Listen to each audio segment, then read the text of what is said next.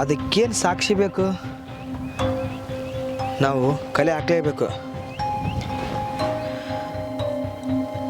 ಅವತ್ತ ಭೀಮ APMCಯಿಂದ ಹೋದ್ಮ್ಯಾಗ ಎಲ್ಲಿ ಹೋದ, ಏನು ಮಾಡಿದ ಅನ್ನೋದು ಮೊದಲು ತಿಳ್ಕೊಬೇಕು.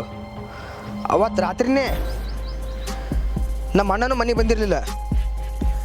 ಮುಂಜಾನೆ ನೋಡಿದರೆ ಅವ್ನು ಕೊಲೆ ಆಗಿತ್ತು.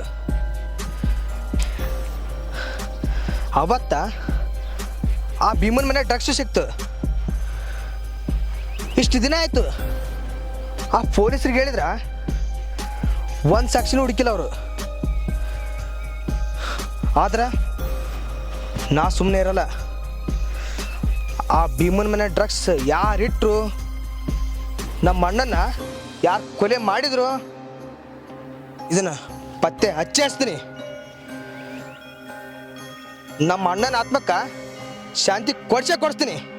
ಹಂಗೆ ಆ ಭೀಮನ್ನ ನಿರಪರಾಧಿಯಾಗಿ ಮಾಡೇ ಮಾಡ್ತೀನಿ.